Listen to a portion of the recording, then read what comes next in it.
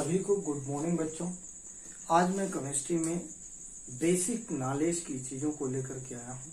आपको जैसा कि मालूम है कि केमिस्ट्री का जो पोर्शन स्टार्ट हो रहा है वो 9th से स्टार्ट होता है और 9th में केमिस्ट्री के 4 टॉपिक रखे हैं, 10th में 5 टॉपिक रखे हैं। इसी तरह से वो 11th 12th की तरफ इंक्रीज कर रहे होते हैं। इस तरह से हम ये देखते हैं कि 9th चूंकि इनिशिएट है, वहां से शुरू हो रही केमिस्ट्री, तो उस केमिस्ट्री के पार्ट में पहला टॉपिक क्या था? तो पहला टॉपिक क्या रखा था? वहां पर मैटर रखा था। अब मैटर रखने का रीजन क्या था? ये पदार्थ रखने का कारण क्या था? उसका कुछ ना कुछ मतलब रहा होगा, तभी तो वो बेसिक क्लास में पदार्थ को रख दिया। अब बच्चे को क्या होता है कि वो बच्चा पदार्थ को नहीं जानता है, 11th 12th में चला जाता है और वहां जाकर के उसको ये प्रॉब्लम होने लगती है कि पदार्थ बार बार उसको रटना पड़ जाता है। आज मैं ऐसे कुछ शब्दों को दूंगा जिसको बच्चा अगर एक बार सीख लिया तो केमिस्ट्री में जहां कहीं भी उसको प्रॉब्लम आ रही है वो सारी प्रॉब्लम उसकी दूर हो सकती है और आसानी से केमिस्ट्री को सीख सकता है। निश्चित ही इसके लिए जरूरी होगा कि मेरी वीडियो को पूरी तरह से आप देखें। कंप्लीट देखने के बाद ही इसका रिजल्ट आपको मिल पाएगा। सो स्टार्ट करते हैं। पदार्थ को हम और भी पढ़ते हैं, इसको द्रव्य भी बोलते हैं। अब द्रव्य और पदार्थ से मतलब क्या हो रहा है? द्रव्य, कोई चीज द्रव्य क्या है, पदार्थ क्या है, अगर कोई क्वेश्चन कर देता है तो बच्चे को इसको बहुत सारी चीज को दिमाग में नहीं, इसको समझना है कि अगर आपके सामने कोई वस्तु आ गई, कोई चीज आ गई और वो चीज में स्थान घेरने की कैपेसिटी है, उसका कोई ना कोई मास है, निश्चित है कि वो पदार्थ होगा। अब ये जहाँ पे रूम पे हम स्टडी कर रहे हैं, इस रूम में निश्चित है कि कोई ना कोई गैस अवेलेबल है। अब वो गैस अवेलेबल है, उस गैस की एरिया कवर हो रही है, स्थान को घेर रही है। अगर उस गैस को आप कलेक्ट करके उसका वेट ले तो कुछ ना कुछ वेट हो जाएगा, उसका भार आ जाएगा। अगर ऐसा है तो वो गैस भी क्या होगी? पदार्थ होगी। तो दुनिया में जितनी भी चीजें होती हैं वो सबके सब पदार्थ होती हैं और इसको हमें सीखना है कि अगर कोई कुछ बोल दे समथिंग, मान लीजिए कि ये आपके पास में मार्कर रखा है मैंने, अब ये मार्कर को क्या है, ये पदार्थ है कि नहीं बताना पड़ेगा। क्यों बताना पड़ेगा? क्योंकि अगर इसको हम रखते हैं तो स्थान भी घेरता है, इसका कुछ ना कुछ मास होता है। अगर आपके सामने ये मैंने कपड़ा ले रखा है, इसका कोई ना कोई मास है और ये स्थान घेरता है, निश्चित है कि ये द्रव्यमान होगा। ये कॉपी है, ये कॉपी भी आपके पास क्या हो सकती है? द्रव्यमान है। वो सॉरी, ये पदार्थ है। पदार्थ क्यों है? क्योंकि इसमें कोई ना कोई भार है, ये स्थान भी घेरती है।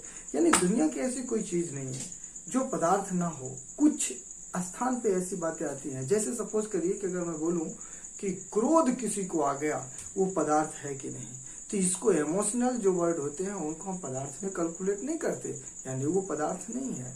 क्यों? हम उसका कैलकुलेशन नहीं कर सकते कि कितने वेट में वो आया, कितना स्थान को घेरा। तो जिनका स्थान और भार अगर है वो चीजें पदार्थ होती हैं। तो पदार्थ के लिए आपको करना क्या है बेटा? 2 ही चीज स्थान करना है कि कोई भी वस्तु है, कोई चीज है, अगर वो क्या करती है? स्थान घेरती है, स्थान घेरती है। और वो वस्तु में क्या होता है? कोई ना कोई द्रव्यमान होता है, भार होता है, तो वो क्या होगा? पदार्थ होगा। इस चीज को लेकर के जब हम आगे की तरफ चलते हैं तो हमारे पास में एक नया शब्द आता है। ये एक पहला वर्ड था। इन चीजों को आपको कॉपी में प्रिंट भी करना और समझना है। दूसरा, यहाँ पर मान लीजिए कि एक शब्द दूसरा आता है केमिस्ट्री की केस में, तत्व होता है। बच्चा बहुत तरीके से इसको रटा हुआ है कि तत्व है क्या। तो तत्व के केस में आपको समझने के लिए क्या कहना पड़ता है कि तत्व की परिभाषा का लिखते हैं, क्या बोलते हैं कि वह शुद्ध पदार्थ। अब शब्द आ गया पदार्थ का। अब बच्चे को मालूम है पदार्थ क्या है, वो अब बता सकता है कि पदार्थ ये होगा जो स्थान घेरता है, कुछ ना कुछ द्रव्यमान होगा, तभी तो हम उसको पदार्थ कह रहे हैं, अगर नहीं बात करें तो ये क्या हो गया? वह शुद्ध पदार्थ, वह शुद्ध पदार्थ जो एक ही प्रकार के परमाणुओं से मिलकर बना होता है। अब एक एक वर्ड आपके सामने आ रहे हैं। परमाणुओं से मिलकर बना होता है। ये बहुत बेसिक चीज है। तत्व के बारे में आपको समझ में ये आ गया कि तत्व भी एक पदार्थ है और जो कि क्या है? एक ही प्रकार के परमाणुओं से मिलकर बना होता है। अब वो शुद्ध क्यों है? एक ही प्रकार के परमाणुओं से मिलकर के बना होगा, बनता है, तो आपको इस चीज को ध्यान पे रखना चाहिए कि कहीं ऐसा तो नहीं है तत्व कि ग्रुप ऑफ एटम हो, परमाणुओं का एक समूह हो। अब ये परमाणु और तत्व में क्या डिफरेंट आ सकता है, क्या हो सकता है, तो इसको थोड़ा समझना ये है कि जैसे सपोज करिए कि आपके पास हाइड्रोजन है, हाइड्रोजन एक तत्व है। अब हाइड्रोजन जो तत्व होता है वो स्टॉक ऑफ एटम है, बहुत सारे परमाणु उसमें अवेलेबल हैं। उन परमाणुओं में से उस तत्व के वे परमाणु हम उनको कहेंगे। तत्व का परमाणु वो होगा जो कहीं ना कहीं जाकर के किसी न किसी अभिक्रिया में या केमिस्ट्री के किसी न किसी कार्यक्रम में पार्टिसिपेट करता होगा। अब वहां पे कोई रिएक्शन हो रही है, उस रिएक्शन में जो जाकर के अपना पार्टिसिपेट निभा रहा है, पार्टिसिपेशन कर रहा है, रिएक्शन को कंप्लीट करने में मदद कर रहा है, वो एलिमेंट का पार्ट एटम कहलाने लगेगा। बहुत छोटा सा भाग होगा, बहुत छोटे से भाग होंगे। उसके रीजन क्या होते हैं, हम आगे की तरफ चलते हैं। तो हम यहाँ पे यूं कह लें, अगर थोड़ी देर के लिए इस बात को हम समझने की कोशिश कर लें तो आपको बहुत ही सहूलियत ये होगी कि जो एलिमेंट है वो एलिमेंट तो इस डिफिनीशन से पता चल रहा है कि एलिमेंट ग्रुप ऑफ एटम है। अब ग्रुप ऑफ एटम से मतलब क्या, ये आपको समझना है। ऐसा ग्रुप ऑफ एटम है। अब ग्रुप ऑफ एटम है, इसका मतलब क्या हो रहा है उसको थोड़ा सा अगर डायग्रामेटिकली हम समझने की कोशिश करें, डायग्राम के थ्रू समझने की कोशिश करें तो वो कैसे समझ सकते हैं। सपोज इनकेस आपके पास ये क्या है, एलिमेंट है, हाइड्रोजन एलिमेंट है। अब इस हाइड्रोजन एलिमेंट ये जाकर के रिएक्शन में पार्टिसिपेट नहीं कर रहा है। ये पार्टिसिपेट कब करता है, इसमें बहुत सारे हैं क्योंकि ये ग्रुप ऑफ एटम है। तो जब ये ग्रुप ऑफ एटम है तो निश्चित है कि इसका कोई पार्ट जा करके रिएक्शन में पार्टिसिपेट करता है। तो वो क्या यहाँ पे लिखा है, एक ही प्रकार के परमाणु से, मतलब इसमें H ही H है। तो उनमें से जो H बाहर आया और रिएक्शन में क्या किया, पार्टिसिपेट किया। तो रिएक्शन में जो पार्टिसिपेट कर रहा है वो पार्टिसिपेट पार्ट ही क्या कहलाया, एटम कहलाया। लेकिन एटम की डिफिनीशन को हम ऐसा नहीं कहते, हम आपको ये समझा रहे हैं, हम आपको ये बताना चाह रहे हैं कि अगर केमिस्ट्री में ये जो शब्द होते हैं, इन शब्दों को अगर आप समझ लें तो ये तो पता चल गया कि वह शुद्ध पदार्थ जो एक ही प्रकार के परमाणुओं से मिलकर बना है उसे तत्व कहते हैं। लेकिन ये तत्व है कौन, क्या है ये तत्व? ये तत्व वो होगा जो परमाणु को किसी रिएक्शन में पार्टिसिपेट करने के लिए अपने से देता है, यानी ग्रुप ऑफ एटम है। ये बात जब हो जाती है तो हमारे पास क्वेश्चन ये बन जाता है कि फिर अब एटम क्या है, हम एटम को क्या जाने, कैसे जाने। बच्चा खूब जानता है एटम, रटा हुआ है उसको एटम। क्या एटम को रटा हुआ है कि वो एक उच्चतम भाग जिसे विभाजित नहीं कर सकते, स्वतंत्र अवस्था में प्रकृति में नहीं पाया जाता। तो अब हम अगर एटम के बारे में बात करें तो ये एटम जो होता है इसके दो वर्ड होते हैं, एक वर्ड ए होता है और दूसरा वर्ड टोम होता है। ए को हम बोलते हैं नो और टोम को बोलते हैं कट। अब टोम का मतलब कट है, ए का मतलब नो है, मतलब इसको हम काट नहीं सकते मतलब डिवाइड नहीं कर सकते। तो किसी पदार्थ, बार बार पदार्थ शब्द आ रहा है, पदार्थ आप समझ चुके हैं। यहाँ पे इसकी परिभाषा लिखते हैं तो क्या लिखते हैं, किसी पदार्थ का वह छोटा से छोटा भाग जिसे विभाजित नहीं कर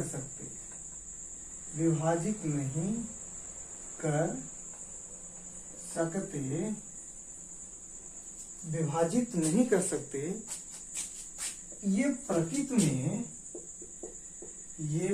में स्वतंत्र अवस्था में नहीं पाए जाते, परमाणु कहलाते हैं, नहीं पाए जाते। ये तो इसकी डिफिनीशन हो गई। अब क्वेश्चन ये आ गया कि ये अगर इस तरह से है तो आखिरकार ये कारण क्या है कि हम इसको ऐसा बोलते हैं, ऐसा क्यों इसको डिफाइन करते हैं। तब एक क्वेश्चन आने लगता है, क्वेश्चन ये आने लगता है कि जो एलिमेंट था उस एलिमेंट में एटम था, एटम को हमने निकाल के बाहर किया, ये बहुत छोटा भाग है, एलिमेंट भी छोटा ही होता है, पर ये बहुत ही छोटा भाग है और इतना छोटा है कि इसको हम डिवाइड नहीं कर सकते। आप डिवाइड नहीं कर सकते, स्वतंत्र अवस्था में नहीं पाया जाता। स्वतंत्र अवस्था में पाने का मतलब ये होता है कि अगर कोई चीज आपको दिख रही है, महसूस हो रही है कि हाँ यहाँ पे कोई चीज है, उसको आप स्वतंत्र रूप में पा सकते हैं, देख सकते हैं, बता सकते हैं कि स्वतंत्र रूप में पाया जा रहा है।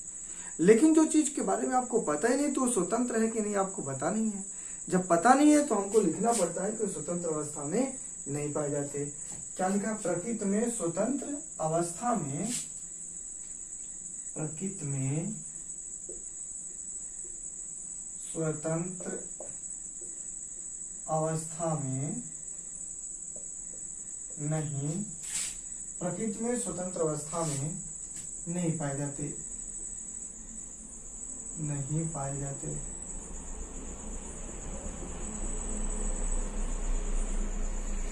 प्रकृति में स्वतंत्र अवस्था में नहीं पाए जाते, ये लिखा गया।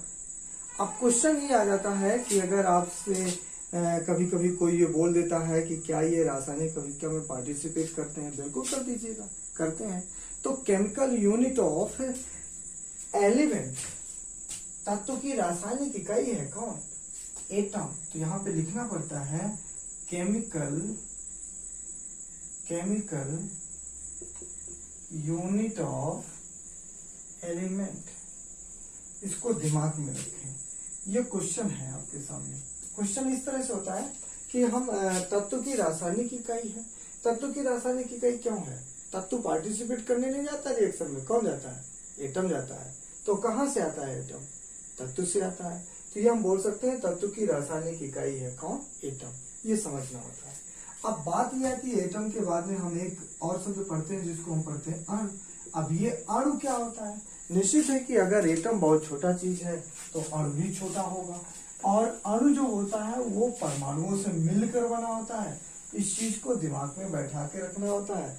क्या कि अगर हम अणु को देखने के लिए जाएं, इसको इंग्लिश में पढ़ेंगे मॉलिक्यूल। अब मॉलिक्यूल है क्या?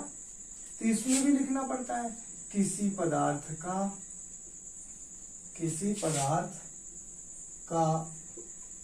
वह छोटा से छोटा भाग,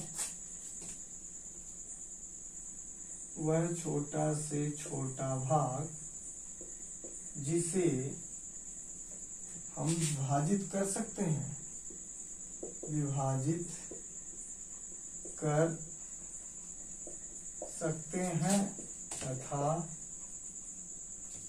परमाणुओं से मिलकर बना होता है। तत्व नहीं बोला, परमाणुओं से मिलकर बना होता है। प्रकृति में तत्व क्या था? वो परमाणु क्या था? स्वतंत्र अवस्था में नहीं पाया जाता था। ये क्या होता है? प्रकृति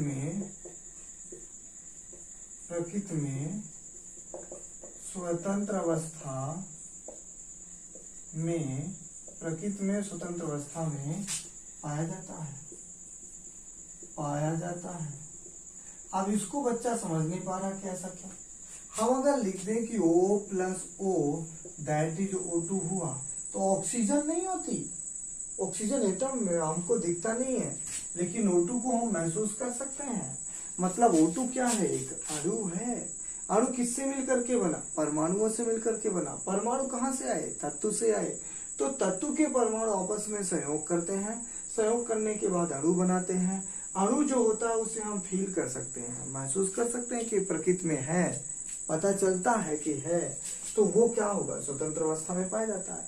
जिसका पता ही नहीं चलता वो स्वतंत्र अवस्था में नहीं पाया जाता। इस चीज को हमें समझना हो जाता है। अच्छा, अब ये अणु हो गया।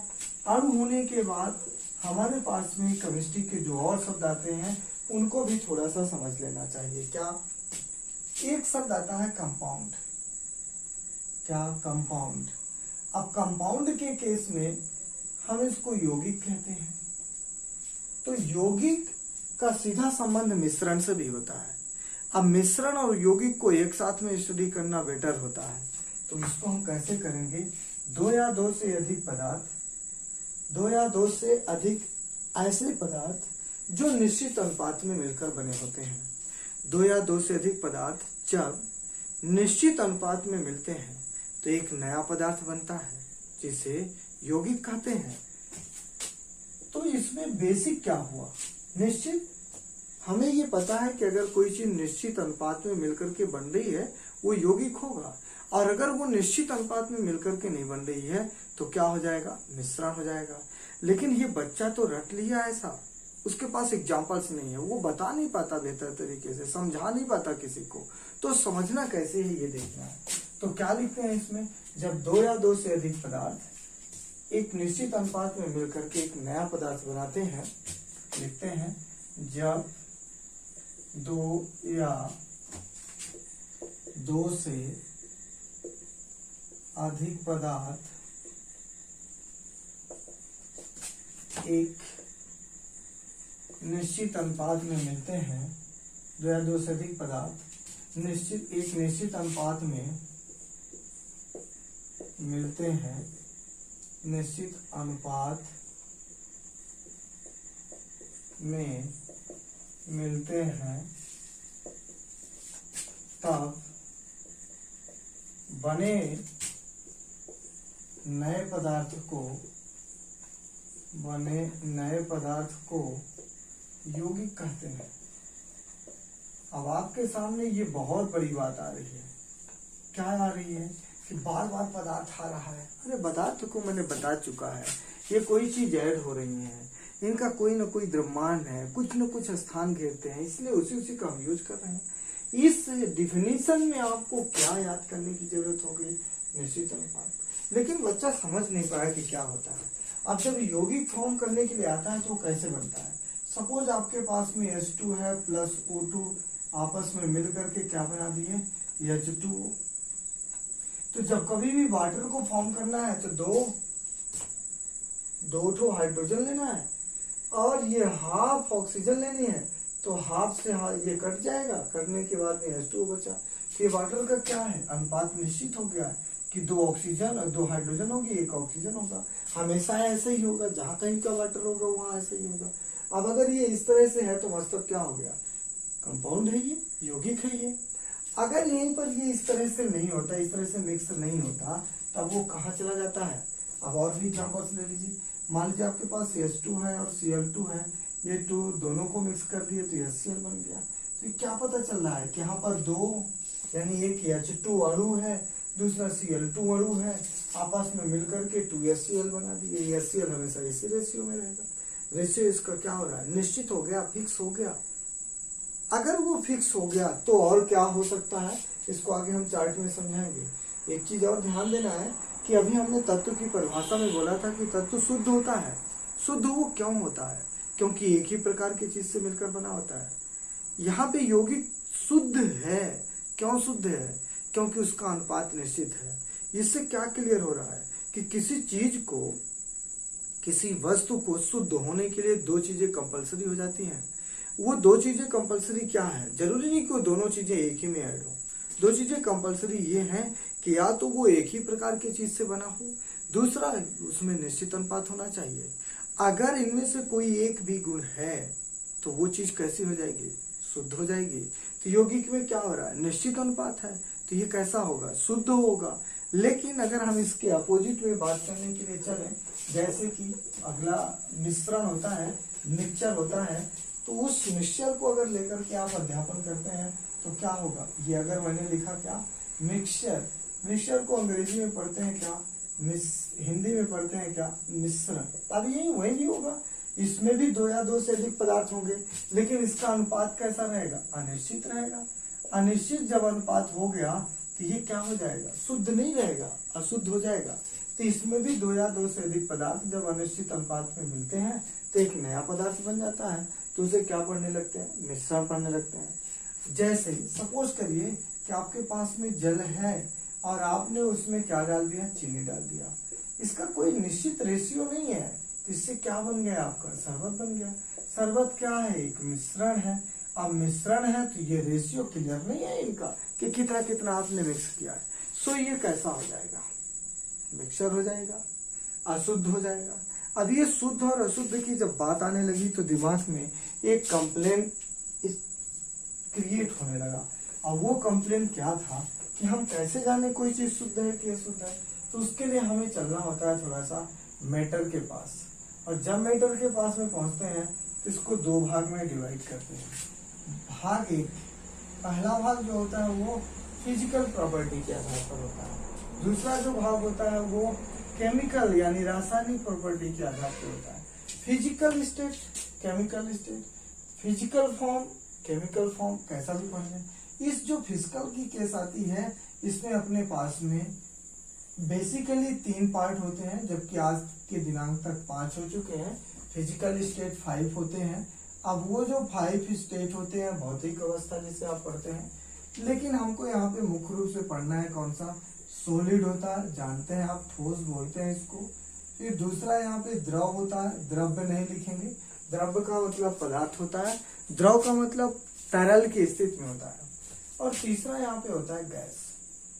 बहुत ही इंपॉर्टेंट चीज है ये। अगर मैं इसी की स्टडी कर लें तो हमारे पास जो पदार्थ होते हैं वो 3 अवस्था में मिल सकते हैं।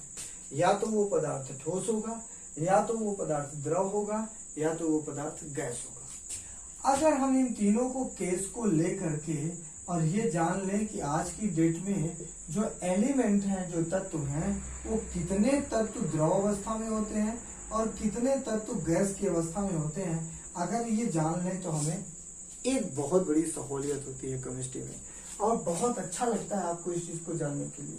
तो अगर आप ये जानने के लिए जाएं केमिस्ट्री में क्या दिनांक तक एलिमेंट कितने हैं, जो बुक में आपके लिखे पड़े हैं वो होते हैं 118। 118 में से 5 जो होते हैं वो 5 एलिमेंट द्रव होते हैं, 11 एलिमेंट गैस होते हैं, बाकी के जो होते हैं वो सबके सब सॉलिड होते हैं। बहुत इंपॉर्टेंट चीज, 5 एलिमेंट द्रव होते हैं, 11 एलिमेंट गैस होते हैं, बाकी जो रिमेन बचे वो सॉलिड होते हैं। क्वेश्चन ये आता है कि द्रव में है कौन कौन, इनको भी हम समझ लेते हैं। तो द्रव के केस में अगर हम चलने के लिए चलते हैं तो देखिएगा, एक होता है Hg, दूसरा होता है ब्रोमीन, और होता है इसमें गैलियम, और होता है इसमें जर्मेनियम, सॉरी सीजियम, और होता है इसमें फ्रांसियम। आपके पास में ये जो हमने 5 वर्ड लिखे, ये 5 के 5 वर्ड कैसे होते हैं, द्रव की अवस्था में होते हैं। द्रव के फॉर्म में ये तत्व पाए जाते हैं। Hg भी द्रव होता है, ब्रोमीन भी द्रव होता है, गैलियम भी द्रव होता है, सीजियम भी द्रव होता है, फ्रांसियम भी द्रव होता है। लेकिन बच्चा सोचे कि अगर हमें तो ये अच्छी जानकारी मिल गई, लेकिन इतने में उसको कंप्लीट नॉलेज नहीं होना चाहिए। Hg मतलब मरकरी, हाइड्रोजन के नाम से पढ़ते हैं, Br मतलब ब्रोमीन, Ga का मतलब गैलियम, Cs का मतलब सीजियम, Fr का मतलब फ्रांसियम होता है। क्वेश्चन ये आता है कि ये जो होता है ये धातु है, बहुत अच्छा, ये जो Br है वो क्या है, अधातु है। ये बहुत इंपॉर्टेंट क्वेश्चन है। और ये जो तीनों होते हैं ये 3 के तीनों धातु होते हैं। तो द्रव की कंडीशन में सबसे ज्यादा कौन मिला, धातु मिली। लेकिन ये जो तत्व होता है फ्रांसियम, ये धातु के साथ साथ रेडियो एक्टिव भी होता है। बहुत अच्छी बात है, रेडियो एक्टिव। अब अगर यहाँ से कोई क्वेश्चन आता है कितने रेडियो एक्टिव द्रव अवस्था में होते हैं, 1 होते हैं। कितनी धातुएं द्रव अवस्था में होती है, 4 होती हैं। कितनी धातुएं अधातु द्रव अवस्था में होती है, 1 होती है। अब क्वेश्चन ये आता है कि गैस, ये जो 11 है वो 11 गैस कौन कौन सी है। बहुत अच्छी चीज है, अगर आप इसको दिमाग में बैठा लें तो बड़ा अच्छा रहेगा। तो इसको जानने के लिए थोड़ा सा विचार करना है। विचार कैसे करेंगे वो भी देख लेते हैं। गैस तो बच्चा समझता है कि हम ये जानते हैं कि हाइड्रोजन गैस होती है, नाइट्रोजन गैस होती है, ऑक्सीजन गैस होती है, यहाँ तक तो उसको मालूम है। क्या क्या मालूम है उसे, कि हाइड्रोजन गैस होती है, नाइट्रोजन गैस होती है, ऑक्सीजन गैस होती है। अब वो ये भी जान ले कि क्लोरीन भी होती है और फ्लोरीन भी होती है।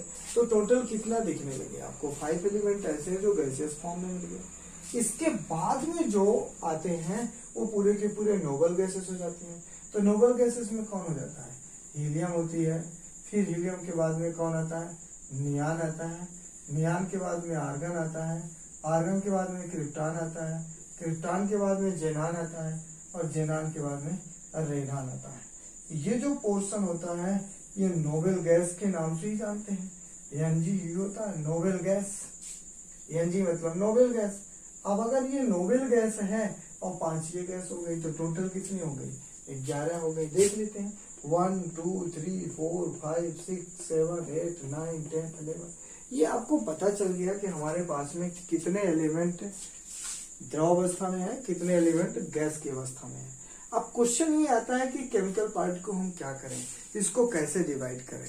बहुत ही सरल तरीका है इसको डिवाइड करने के लिए। उम्मीद करता हूँ कि आप कॉपी में जरूर नोट कर रहे होंगे। इम्पोर्टेंट इसका ये है कि अगर आप ये थोड़ी थोड़ी चीजों को दिमाग में बैठा लें तो आपको बेसिक फंडा बड़ा अच्छा होगा और केमिस्ट्री पढ़ने में बहुत ही मजा आएगा। सो देखने चलते हैं हम कहाँ, केमिकल प्रॉपर्टी की तरफ। मैटर में जो केमिकल प्रॉपर्टी का पोर्शन आता है उस केमिकल के पार्ट को हम 2 पार्ट में डिवाइड करते हैं। केमिकल को 2 भाग में बांट लेते हैं। एक भाग होता है शुद्ध का यानी प्योर का, और दूसरा भाग होता है अशुद्ध का यानी कि इम्प्योर का। बिल्कुल सही है। शुद्ध जो पार्ट होगा, प्योर जो पार्ट होता है, उसके लिए 2 कंडीशन राइट है। कंडीशन 1, एक ही प्रकार के पदार्थ से मिलकर बना हो। तो एक ही प्रकार के पदार्थ का क्या मतलब है? वो यौगिक हो सकता है, अणु हो सकता है, परमाणु हो सकता है, वगैरह वगैरह। तो एक ही प्रकार के पदार्थों से मिलकर बना हो। पदार्थों से मतलब क्या हो सकता है? परमाणु हो सकता है, कण हो सकता है, अणु हो सकता है, यौगिक हो सकता है, आयन हो सकता है, लेकिन एक ही प्रकार का होना चाहिए। तो एक ही प्रकार के पदार्थों से मिलकर बना होना चाहिए। मिलकर बना होता है, एक ही प्रकार के पदार्थों से मिलकर बना होता है। अगर कोई चीज शुद्ध है तो एक ही प्रकार के पदार्थ से मिलकर बनी होगी। दूसरा इसकी पॉइंट क्या होती है? दूसरी पॉइंट ये होती है कि इसमें जो अनुपात है वो फिक्स होना चाहिए। फिक्स रेशियो यानी अनुपात निश्चित होना चाहिए। निश्चित अनुपात होना चाहिए, कुछ भी लिख सकते हैं हम। निश्चित अनुपात होना चाहिए। अच्छा, अब आपसे ये आ गया कि निश्चित अनुपात होना चाहिए। वेल है, अच्छी बात है। अब ये क्वेश्चन उठता है कि शुद्ध है कौन कौन से? तो शुद्ध के लिए आपको पता होना चाहिए। क्या पता होना चाहिए? कि शुद्ध अवस्था में आपके पास जो चीज आती है वो नंबर 1 एलिमेंट। अब एलिमेंट क्यों शुद्ध है? एक ही प्रकार के परमाणुओं से मिलकर के बना है। नंबर 2 अणु। परमाणु का नाम नहीं लेंगे, तत्व।